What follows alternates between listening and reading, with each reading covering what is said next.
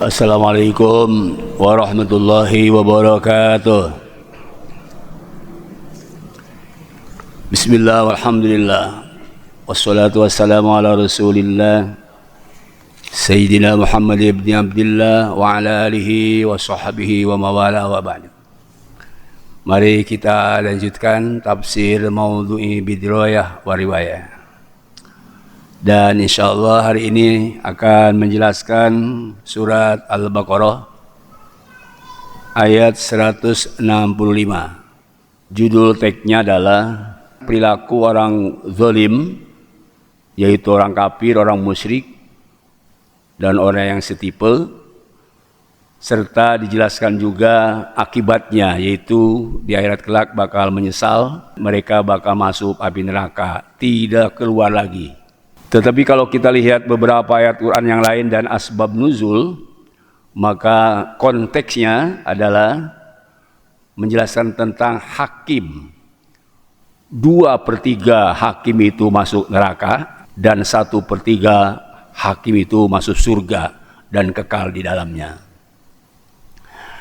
Sebetulnya ayat surah Al-Baqarah ayat 165 ini dikaitkan dengan surat Al-Ahzab ayat 36. Allah berfirman, "Wa ma kana lil mu'minin wala mu'minatin idza qadallahu rasuluhu amran ayyakuna lahumul khiyaratu min amrihim." Tidak pantas orang mukmin laki atau mukmin perempuan apabila Allah menentukan suatu keputusan hukum dan atau Rasul menentukan keputusan hukum, tidak boleh ada pilihan lain kecuali mengikat dan patuh taat kepada keputusan Allah dan Rasul itu. Barang siapa orang yang maksiat kepada Allah dan Rasul, maka dia sesatkan dengan sesat yang jauh. Ini teksnya dalam surat Al-Ahzab. Jadi di mana Allah memutuskan hukum atau Rasul, maka itu mengikat. Menurut mafhum ayat Al-Ahzab ini tidak mengikat. Artinya boleh kita tidak ikut kepada apa yang diputuskan oleh orang yang ketika keputusannya tidak benar. Adapun 2/3 hakim masuk neraka dan 1 hakim masuk surga, ini dijelaskan di dalam Mustadrak Imam Hakim Al-Qudat Salasah. Hakim itu terbagi 3 kelompok. Isnani finnar, 2 kelompok hakim itu masuk api neraka. Wa wahidatun fil jannah, 1 kelompok atau 1/3 hakim itu masuk surga. Yang 1 kelompok atau 1/3 masuk surga adalah rajulun alimal haqqa faqadha bihi, hakim yang menguasai keilmuan, mumpuni secara ilmu hukum dan tahu betul persis untuk kemaslahatan hukum, lalu qadha bihi, dia memutuskan hukum itu sesuai dengan keilmuannya, maka hakim ini adalah fil jannah, dia masuk surga. Ini adalah 1/3 dari 3/3 hakim yang disebut dalam hadis ini. Sedangkan yang kelompok 1/3 lainnya masuk neraka, rajulun qadha linnasi ala jahlin, hakim yang memutuskannya kepada masyarakat itu dengan sebab dia bodoh, tidak tahu ilmu hukum, karena mungkin dikarbit sehingga dia menjadi hakim, sehingga dengan sebab bodohnya dia memutuskan salah, maka hakim ini diancam masuk api neraka. Yang 1/3 lagi dari 2/3 yang masuk neraka adalah rajulun arafal haqqa fajara fil hukmi. Ada kelompok hakim yang tahu ilmu hukum, tahu kebenaran, baik kebenaran secara normatif atau kebenaran aplikatif. Dia tahu betul tentang ilmu-ilmu hukum itu dan harus dilaksanakan dengan baik. Tetapi sayang, fajara fil hukmi, dia curang di dalam memutuskan hukum, maka kelompok hakim ini pinnari, masuk ke dalam api neraka. Hadirin jamaah rahimakumullah, kalau melihat kita ayat ini dan hadis tadi, ternyata perbedaan hakim dalam memutuskan perkara, kalau hakim memutuskan perkara sepakat bulat, itu namanya ijma hakiki. Kesepakatan seluruh hakim sepakat untuk menentukan hukum. Tetapi kalau ada tadi desain opinion itu disebut ijma sukuti karena keputusan hakim tidak sama atau berbeda. Maka legitimasi tentang keputusannya itu tidak mutlak karena ada yang berbeda. Maka disebut ijma sukuti, artinya ini menjadi anomali. Apa itu anomali? Anomali itu tiga. Pertama ada penyimpangan atau penyelewengan. Kedua ada keanehan. Dan ketiga, kenapa? Karena biasanya sepakat. Kok ini ada tiga hakim, Profesor Saldi dan Profesor Yumaningsih, termasuk yang ketiga Profesor Arif Hidayat. Tiga orang ini berbeda dengan yang lima. Yang lima menentukan seluruh gugatan yang diajukan 01, 03 tidak benar. Sementara yang tiga lagi itu berbeda, menyatakan benar adanya. Hadirin rahimakumullah, saya menjelaskan ini tidak bicara 01, 02, 03, tapi bicaranya tentang hakim. Sejarah Al-Quran di dalam surah Al-Baqarah ini. Apa itu hakim di dalam Al-Quran surah Al-Baqarah? Maka kalau saya lihat asbab nuzulnya surah Al-Baqarah, ini persis apa yang sedih sekarang. Seorang ulama di tafsir, Imam Soi Al-Maliki, di dalam tafsirnya, juz pertama halaman 74 sampai 75, bahwa surat Al-Baqarah 165 sampai 167, redaksinya begini. Hadil ayat waradat listi'dadi ma waqa'a min ba'di bani adama minal kufri ba'da thubutil barahinil qat'iyati. Kalau saya terjemahkan begini, anomali, keingkaran sebagian manusia pada saat itu tentang kebenaran dari Allah, wajib iman kepada Allah setelah adanya dalil-dalil yang qat'i, dalil yang tidak bisa ditolak, alasan-alasan yang jelas. Tetapi kok mereka masih menolak kepada dalil-dalil qat'i itu, maka ini menjadi anomali. Artinya apa? Aneh dan penyimpangan atau munharif, termasuk tidak pernah terjadi sejak dulu. Ketika orang menggunakan akal cerdas, dalil qat'i itu kelihatan secara kasat mata dengan kecerdasan telinga di hati dan dengan sebab kecerdasan mata di hati, maka menerima kebenaran itu. Tetapi karena memang mereka itu sudah tertutup hatinya, sehingga kebenaran alasan-alasan itu ditolak.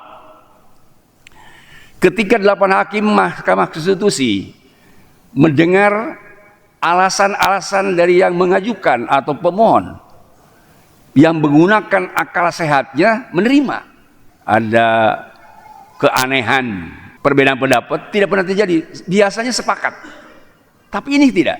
Nah, ini sejarah baru memang, itu disebut anomali. Saya lihat di dalam Kamus Bahasa Indonesia, Kamus Besar Bahasa Indonesia, anomali itu tadi 3, keanehan, penyimpangan, dan tidak pernah terjadi sesuatu sebelumnya, dan atau ada persepsi yang berbeda.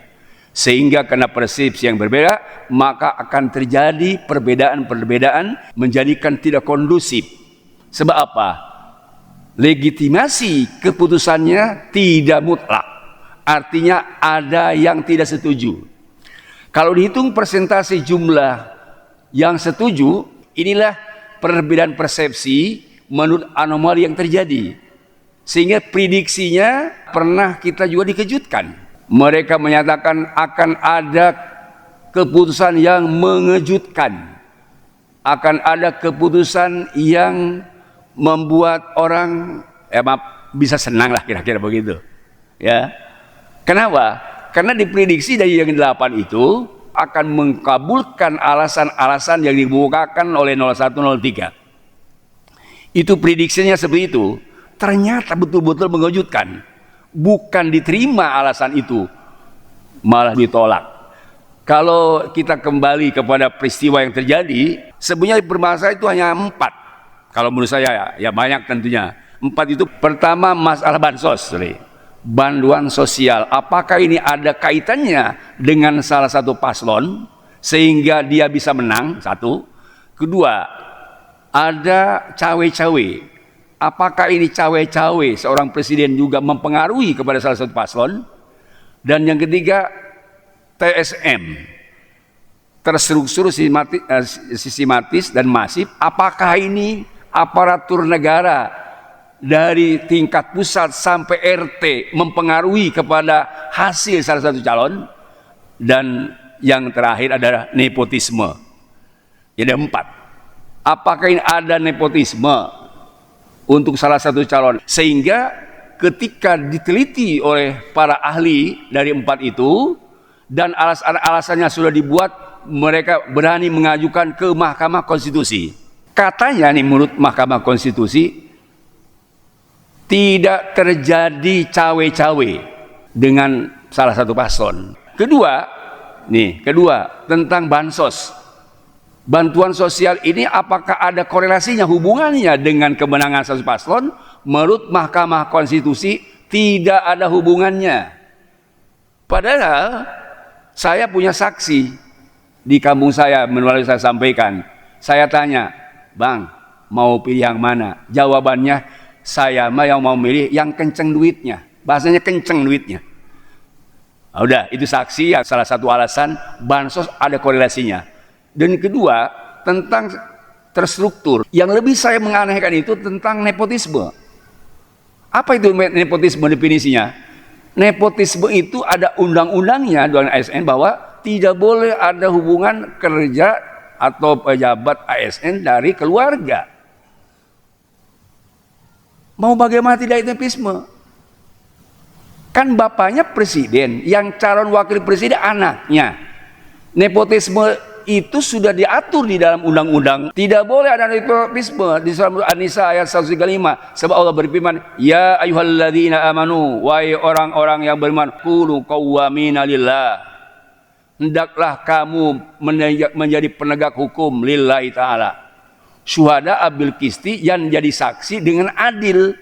Walau al-anfusi, meskipun rugi diri kamu, awil walidain wal akrobin, atau merugikan ibu bapak dan atau kerabat. Kalau dikatakan tidak ada nepotisme, kurang apa lagi nepotismenya? Kan anak dengan bapak itu kerabat.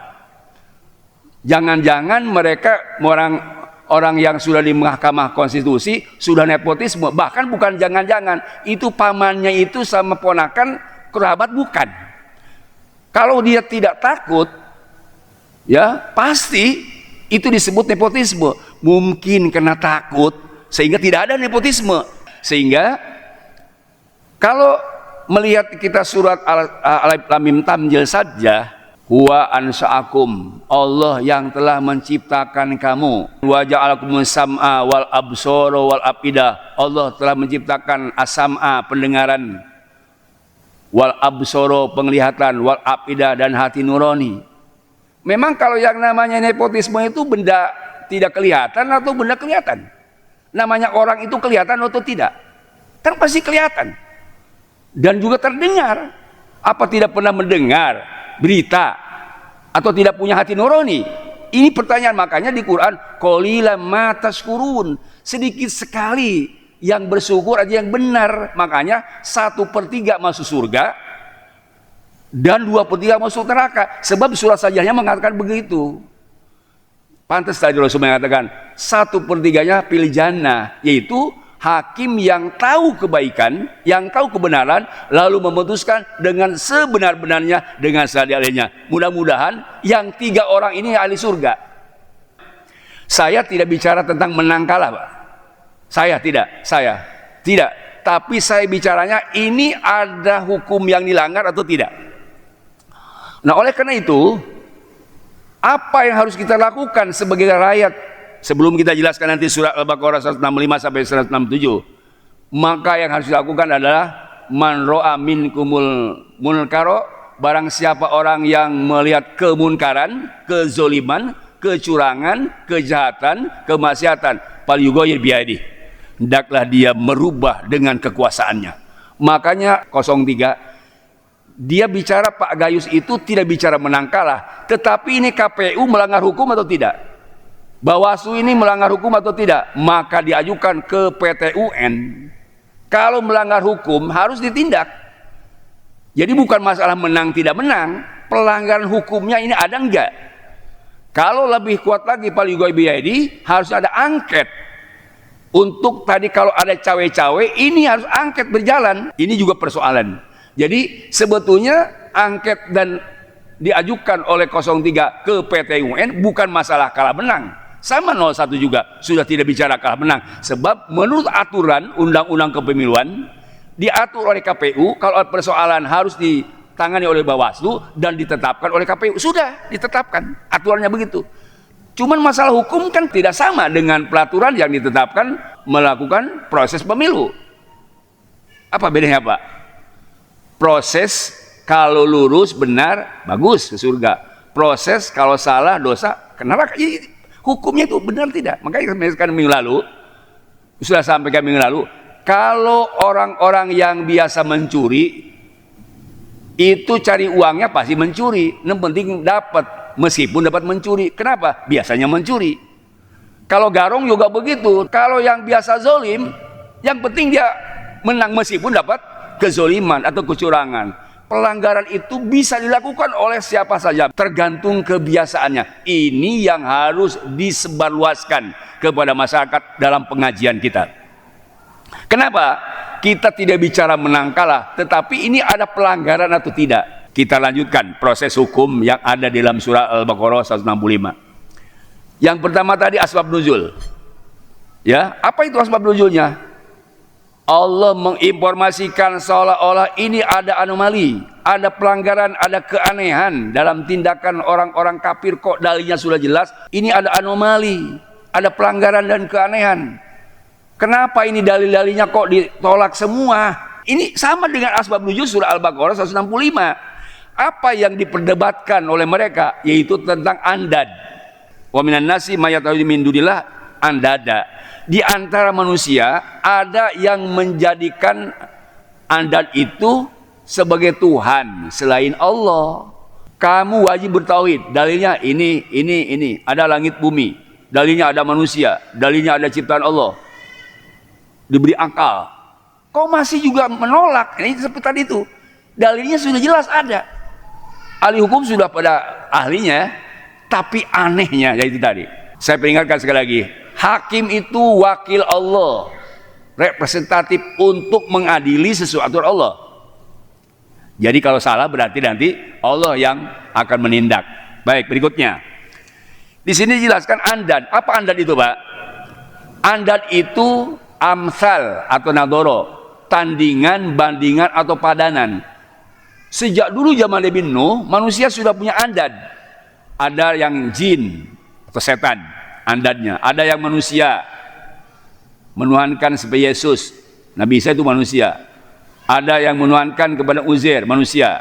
Uzair itu. Ada yang menuhankan kepada kekuasaan, yaitu Fir'aun. Kaumnya dipaksa oleh Fir'aun supaya mempercayai Fir'aun sebagai Tuhan. Ada yang andadnya itu materi. Ini dijelaskan di Al-Quran ketika mengkisahkan Nabi Ibrahim. Mereka itu menyembah berhala sebetulnya cari materi, duit. Andadnya itu. Apalagi ada andadnya patung dari kayu, dari batu dan lain-lain. Ada yang andadnya yaitu api, Majusi. Jadi semua sudah ada sejak zaman Muhammad. Adat itu bermacam-macam. Tetapi setelah Rasulullah lahir, semua yang ada sebelum Nabi Muhammad ada semua. Ada yang membuat tandingannya kepada setan, sihir namanya. Ada yang membuat tandingannya kepada kekuasaan, ada seperti Fir'aun. Zaman Nabi Muhammad namanya Abu Jahal, Abu Lahab. Ada yang menjadikan adatnya materi, itu orang Yahudi, orang munafik, duit selalu dicari. Ada yang adatnya api, Majusi. Ini zaman Muhammad sudah ada semua. Makanya di ayat berikutnya kita lihat, yuhibbunahum kahubbillah walladzina amanu ahsanu billah. Mereka itu mencintai andad, bandingan, tandingan, kemusikan, sebagaimana mereka mencintai Allah. Ini dalam tafsir begini. Mereka cinta kepada kemusikan atau bandingan, tandingan tadi padanan, sebagaimana Muslim orang beriman cinta kepada Allah. Itu satu tafsirnya. Yang kedua, tafsirnya adalah walladzina amanu ahsanu billah. Orang mukmin lebih kuat imannya kepada Allah, lebih kuat cintanya kepada Allah. Kenapa? Sebab kita Pak cintanya kepada Allah sudah ada torfain namanya. Ada dua arah. Sebelum kita diwajibkan cinta dan ibadah, Allah sudah mencintai kita. Menciptakan kita, memberi hidup kepada kita, mematikan kita, memberi rezeki kepada kita, sehingga kita mencintai Allah, ibadah kepada Allah. Sedangkan mereka Pak tidak. Mencintainya kepada benda itu hanya bertepuk sebelah tangan. Saya tanya Pak, jujur Bapak jawabannya. Kalau laki-laki mencintai perempuan yang cantik, boleh enggak? Boleh, tapi belum tentu yang cantik mau. Itu. Demikian sebaliknya, ada perempuan jelek senang sama laki-laki yang ganteng, boleh, tapi belum tentu yang ganteng mau. Itulah cinta semu. Demikian materi. Demikian kekuasaan. Ada orang yang cinta hudu, merunduk dan takzim kepada penguasa. Karena dia ingin kekuasaan, tapi belum tentu penguasanya cinta dia. Demikian duit. Siapa orang yang gak senang duit? Semua cinta boleh, boleh. Tetapi belum tentu duit senang sama kita. Tuh coba. Ada saya punya teman Pak, sampai merunduk di depan penguasa. Kenapa? Dia ingin dapat kekuasaan atau ingin dapat duit, tetapi belum tentu yang namanya penguasa cinta dia. Itulah sebut cinta semu. Itulah sebut cinta semu, cinta palsu. Kenapa cinta palsu? Jangan-jangan yang dicintainya ijazahnya palsu. Dia sudah cinta kepada penguasa, tapi palsu cintanya. Kenapa? Belum tentu dia cinta sama dia. Maksudnya tadi penguasa belum tentu cinta sama dia. Beda kita kalau cinta kepada Allah, sebab Allah sudah cinta sama kita. Itu bedanya. Makanya sebut cinta sejati. Udah 2 bulan lalu, 3 bulan lalu saya sampaikan. Jangan separuh hati kalau cinta kepada Allah dan Rasul. Ini contoh saya Pak. Ya. Baik, berikutnya. Lihat ayatnya Pak. Walau tara alladziina dzalamu id yarawna al-'adzaba annal quwwata lillahi jami'a wa annallaha shadidul 'adzab. Seandainya orang-orang yang berbuat dolim, apakah kafir? Sebab di dalam Al-Quran surat Al-Hajj itu bahwa innalladzina amanu walam yalbasu imanum bidumin ulaika amnu wa ulaika muhtadun. Orang yang beriman tidak dicampur dengan kezaliman, maka dia akan aman, tidak masuk neraka dan bakal mendapat petunjuk masuk surga. Di sini kezaliman masuk kemusyrikan. Tetapi kalau kita lihat bahasanya Pak, dzalamu, seandainya orang-orang yang berbuat dolim itu bukan kemusyrikan, bisa saja berbuat dolim kepada sesama, melihat bahwa ada siksa dari Allah yang lebih kuat. Saya lihat ayatnya Pak, annal quwwata lillahi jami'a. Saya lihat tafsirnya, satu di dalam tafsir Ibnu Katsir bahwa annal quwwata ay annal hukma lillah, hakim yang maha adil adalah Allah. Kalau seandainya penguasa dan para orang-orang yang zalim tahu hakim yang sebenarnya Allah, itu jawabannya pasti berhenti dari berbuat zalim. Kalau seandainya tahu, kalau seandainya sadar. Kenapa tidak berhenti? Tidak tahu dan tidak sadar bahwa Allah punya kekuasaan mutlak, bahwa hukum Allah lebih absolut dan lebih pasti dan maha adil. Makanya kemarin sudah sampaikan, kalau yang berbuat dolim lalu masyarakat terkalahkan oleh kezaliman dan tidak bisa melakukan yang tidak bisa tadi melakukan perlawanan, maka hakim yang akan memutuskan adalah Allah Subhanahu wa taala. Makanya tadi rumusnya, kalau kita melihat kemungkaran, kezaliman, kalau mampu dengan kekuasaan kita. Kalau DPR mungkin ada diangket. Kalau 03 sudah ngakukan hukum PTN. Kalau tidak bisa karena kita lemah, pala bilaisani, udah ngomong saja seperti saya. Kasih tahu mereka. Belajarlah tauhid yang benar. Tuh lihat akhirat, nanti kamu bakal jadi itu bilisan. Wa ilam yasati, kalau tidak bisa ngomong seperti Ustaz Mualim Gai Pabi Kolbi, tidak setuju pada kedoliman, itu lemah imannya. Tapi meskipun lemah ya adalah masih gitu. Itu Pak. Ini kaitan dengan ketika melihat kemunkaran dan kezaliman. Idzabaru alladzina tubi'u minal ladzina taba'u wa taqatu bimul asbab. Ingat, ketika yang diikuti oleh kita melepaskan diri, siapa yang diikuti? Para pimpinan-pimpinan partai, para penguasa yang diikuti oleh kita, atau penguasa dan siapapun yang diikuti oleh kita karena kita mengharapkan sesuatu, nanti bakal melepaskan diri dari kita. Termasuk orang yang menyembah Isa, termasuk yang menyembah Uzair, setan semua akan melepaskan diri. Kita lihat di dalam sejarah ketika Nabi diminta pertanggungjawab oleh Allah, wahai Isa, kenapa kau membiarkan hamba-hambaku menyembah engkau sehingga engkau menjadi sekutu bagiku, yaitu disebut Yesus. Nabi Isa mengatakan, maqultu illa bil haqqin. Ya Rob, aku tidak pernah mengatakan kecuali yang benar. Bukan aku yang salah, mereka yang salah. Itu. Aku tidak pernah ngomong bahwa aku adalah anak Allah, tidak. Aku hamba Allah. Itu Nabi Isa sendiri begitu. Jadi kita akan dari apa yang pernah kita ikuti, atau mereka yang diikuti akan melepaskan diri dari kita. Bahkan ayat berikutnya, wataqatta'atul asbab, putus semua hubungan. Makanya ayat berikutnya, wa qala alladzina tabau, dan bakal ngomong rakyat-rakyat yang mengikuti pejabat. Wa qala alladzina tabau, dan bakal ngomong para pemilih kepada yang dipilihnya. Lau anna lana karotan, seandainya kami bisa lagi kembali ke dunia, patabarro aminhum kama tabarro minna, kami akan tidak milih kamu sebagaimana kamu sekarang tidak bertanggung jawab kepada kami. Bakal begitu nanti. Kadzalika yurimullahu amalhum hasaratin alaihim, demikianlah dijadikan amal perbuatan bakal menjadi penyesalan nanti. Kenapa? Kita gara-gara salah memilih, gara-gara salah ikut, baik ikut kepada penguasa, baik ikut kepada ulama, baik ikut kepada ustadz, apalagi zaman sekarang. Hati-hati, hati-hati Bapak punya guru, sebab tidak semua guru mengajak benar kalau dia tahu ilmu benar. Sebab ada guru yang dipaksa oleh muridnya jadi guru kalau dia tahu ilmu mengurus umat. Ada orang mengurus umat dipaksa oleh rakyatnya supaya mengurus umat, padahal dia belum masanya atau tidak tahu ilmunya. Ada orang yang dipaksa oleh rakyat supaya jadi pejabat, padahal belum tahu ilmu pejabat seperti apa. Itu nanti yang berbahaya. Makanya Allah berfirman Al-Quran, kadzalika yurimullahu amalum hasaratin alaihim, demikianlah amal perbuatan mereka yang salah pilih bakal menyesal di kemudian hari. Akhirnya wa ma hum bikharijin minan nar, akhirnya orang yang memilih dan orang yang dipilihnya sama-sama masuk ke api neraka, tidak keluar lagi. Ini dalam tafsirnya Pak, kecuali tadi yang disebut Al-Quran, seperti Nabi Isa, sebelumnya Uzair. Selain itu semuanya akan masuk neraka, baik yang mengikutinya seperti kaum Fir'aun dan Fir'aunnya. Ini semua akan menjadi penyesalan.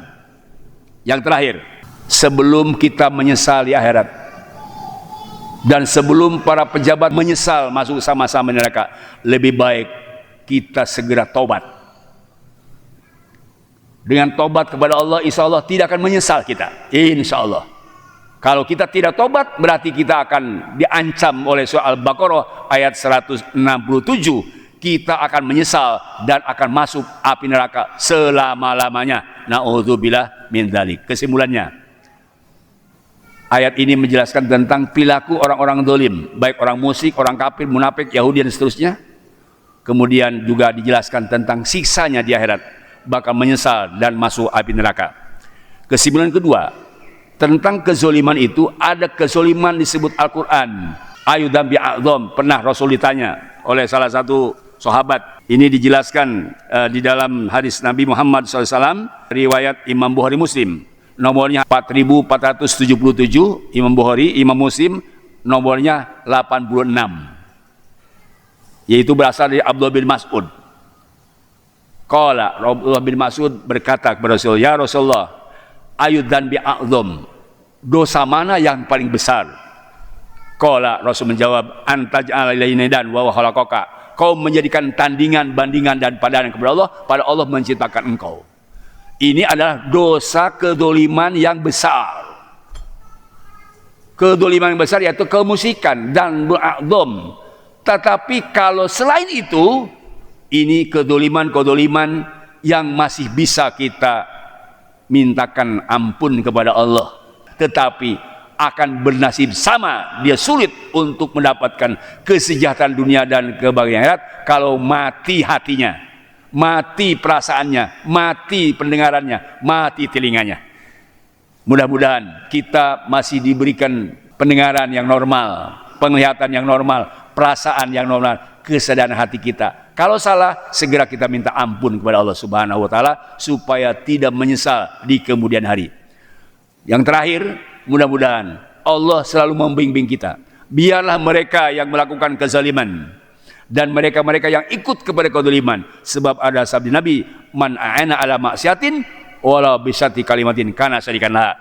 Barang siapa orang ikut kepada kemaksiatan, kezaliman dan kecurangan, kejahatan, kalau yang curang, yang dolim, yang jahat masuk neraka, maka kana syarikanlah, orang yang mengikutinya juga akan sama-sama masuk ke dalam api neraka. Ini menurut surah Al-Baqarah ayat 165 sampai 187. Mudah-mudahan Allah memberikan taufik dan hidayah kepada kita semua, yang akhirnya kita wafat husnul khotimah, mendapat ridha Allah Subhanahu wa taala. Subhanakallah wa bihamdik, asyhadu an la ilaha illa anta, astaghfiruka wa atubu ilaik. Wa sallallahu alaihi sayyidina Muhammadin walhamdulillahirabbil alamin. Assalamualaikum warahmatullahi wabarakatuh.